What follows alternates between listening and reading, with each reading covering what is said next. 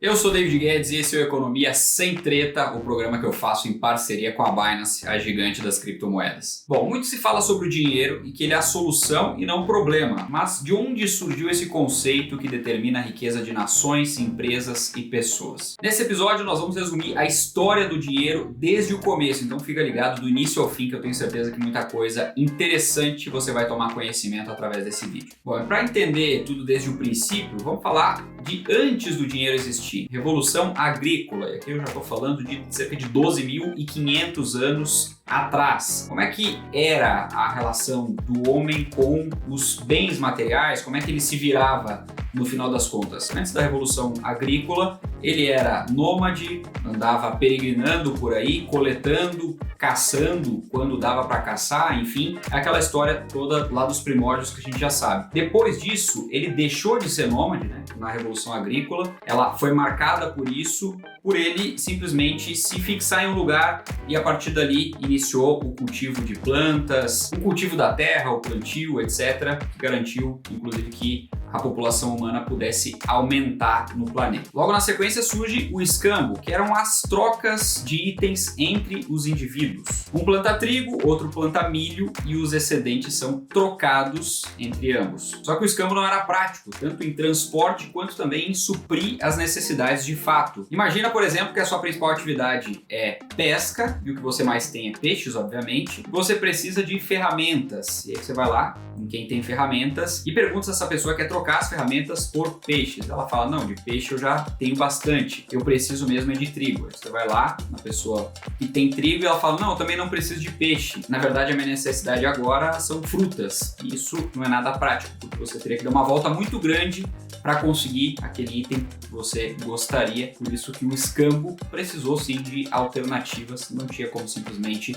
ficar trocando itens e girando tanto, perdendo tanto tempo. A falta de praticidade acabou com o escambo. E ao procurar alternativas ao escambo, cada civilização evoluiu de uma maneira, mas uma bem interessante, uma das mais eu diria, foi a forma como os babilônios lidaram com isso. O agricultor deixava sacas de grãos em silos de armazenamento e recebia em troca um tablete de argila com a gravação da quantidade que ele tinha deixado para poder trocar esse tablete depois por outros itens. Era como se fosse a primeira nota. Só que isso também durou pouco, porque os grãos, que eram de fato o lastro para aquelas notas, entre aspas, eram perecíveis e estragavam com o tempo, e por isso acabavam sendo jogados fora, e esse negócio também não deu certo. Foi depois disso que entrou em cena o sal, sendo um novo dinheiro, por ser de interesse comum a todos, não ser tão difícil de transportar e não ser perecível, muito mais difícil de estragar, por exemplo.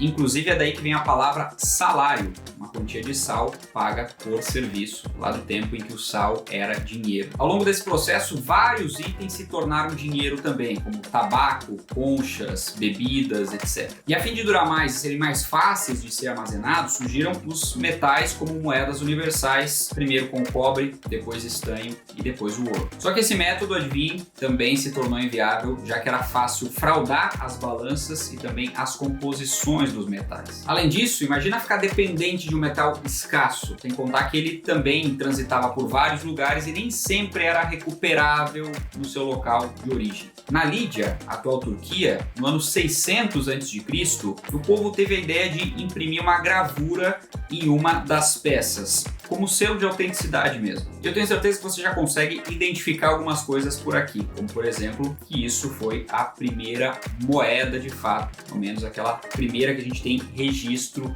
histórico. A partir disso, a moeda virou corrente, controlada pelo governo e tendo seu valor determinado pela confiança da sociedade. Até bom tempo atrás, as moedas até tinham um lastro em ouro, mas isso se perdeu com o passar dos anos, depois de assinaturas de acordos, e hoje a moeda que a gente conhece é baseada somente na confiança, ou seja, ela não tem lastro. E quanto mais confiança a sociedade tem em determinada moeda, mais valor ela tem. Exemplo disso são as moedas fortes como o euro e o dólar. E assim como Yuval Noah Harari conta no livro Sapiens, que é muito conhecido, se você ainda não leu, eu recomendo que leia, o dinheiro, assim como as grandes marcas, são a prova de que um bom storytelling e a colaboração da sociedade tornam valiosas coisas que existem apenas apenas no nosso imaginário. Com esse vídeo eu espero que você tenha entendido o surgimento do dinheiro e como ele foi fundamental para a construção da sociedade que nós conhecemos hoje. Já segue o canal da Binance e ativa o sininho para acompanhar os demais vídeos e entender a economia sem treta. A gente se vê no próximo. Um forte abraço e até lá.